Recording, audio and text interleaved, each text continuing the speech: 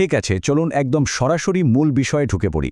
আজকের এই বিশ্লেষণে আমরা এমন একটা ব্যাপার নিয়ে কথা বলবো যেটা ধর্মীয় আচার অনুষ্ঠানের ক্ষেত্রে খুবই সূক্ষ্ম কিন্তু অসম্ভব গুরুত্বপূর্ণ। মানে একটা কাজ ঠিক কোন সময়ে করা হচ্ছে তার উপরই নির্ভর করছে পুরো কাজটা আদৌ গ্রহণযোগ্য হবে কিনা। আজ আমরা একেবারে মূল উৎস ঘেঁটে দেখব ঈদের নামাজের আগে কুরবানি করার সঠিক বিধানটা আসলে কি। তো আমাদের মূল প্রশ্নটা হলো, ঈদের নামাজের আগে কুরবানি করে ফেললে আসলে কি হবে? আপাতদৃষ্টিতে এটাকে হয়তো নিছক ঘড়ির কাঁটার হিসাব বা সময়ের একটু এদিক সেদিক মনে হতে পারে, কিন্তু ব্যাপারটা মোটেও এত সহজ নয়। এই নির্দিষ্ট নিয়মটা যদি না মানা হয়, তাহলে পুরো আয়োজনের যে মূল ধর্মীয় তাৎপর্য সেটাই কিন্তু পুরোপুরি বাতিল হয়ে যেতে পারে। চলুন এই চরম গুরুত্বপূর্ণ প্রশ্নের উত্তর খুঁজতে আমরা সরাসরি মূল আরবি দলিলের দিকে নজর দিই। সরাসরি মূল আরবি টেক্সট বা পাঠের দিকে তাকালে বেশ চমৎকার, বলতে গেলে একদম চোখ খুলে দেওয়ার মতো একটা বিষয় আমরা দেখতে পাই। এখানে স্পষ্টভাবে বলা হয়েছে, মান জাবাহা কাবলা সালাতি ফা ইন্নামা জাবাহা লি নাফসিহ। এর খুব সহজ আর সরল অর্থ হল, যে ব্যক্তি নামাজের আগেই পশু জবাই করে ফেলল, সে মূলত নিজের জন্যই সেটা জবাই করল। কথাটা কিন্তু ভীষণ গভীর। হয়তো কেউ একটু তাড়াতাড়ি মাংস প্রস্তুত করার তাগিদে কাজটা আগেই সেরে ফেললেন, কিন্তু জানেন কি, এই সামান্য তাড়াহুড়োর কারণে স্রষ্টার উদ্দেশ্যে করা আত্মত্যাগ আর স্রেফ মাংস খাওয়ার আয়োজনের মাঝে একটা বিশাল চূড়ান্ত সীমারেখা তৈরি হয়ে যায়। সুতরাং সবচেয়ে গুরুত্বপূর্ণ বিষয়টা হলো এই তথ্যগুলোর উৎস।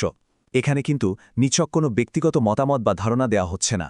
খেয়াল করলে বোঝা যায়, সহিহ বুখারী এবং শহীদ মুসলিমের এই দলিলগুলো ইসলামিক আইনের ক্ষেত্রে একেবারে চূড়ান্ত এবং অকাট্য প্রামাণ্য হিসেবে বিবেচিত। এই সূত্রগুলোই আমাদের একেবারে নিশ্চিত করে দেয় যে সময়ের এই বিধানটা ঠিক কতটা শক্তিশালী আর কতটা অপরিবর্তনশীল। এবং এটি চমৎকারভাবে ফুটিয়ে তোলে দুটো সম্পূর্ণ ভিন্ন ধারণার চিত্র।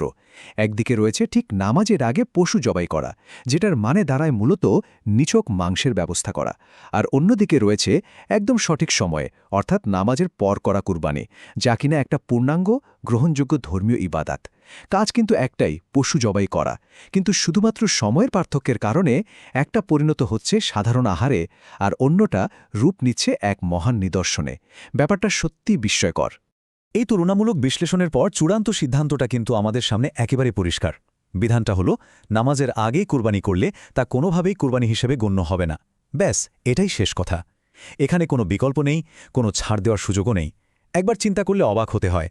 সম্পূর্ণ আয়োজন করা হলো, সঠিক নিয়ত হয়তো ছিল, কিন্তু শুধুমাত্র সময়ের একটু ভুলের কারণে এত বিশাল একটা ধর্মীয় কাজ তার পুরো বৈধতায় হারিয়ে ফেলে। আলোচনার একেবারে শেষে এসে আমাদের মনে একটা গভীর চিন্তার উদ্রেককারী প্রশ্ন থেকেই যায়। সময়ের এই সামান্য একটা পার্থক্য কিভাবে একটা কাজকে ঐশ্বরিক ইবাদত অথবা নিছক মাংস প্রস্তুতে পরিণত করতে পারে?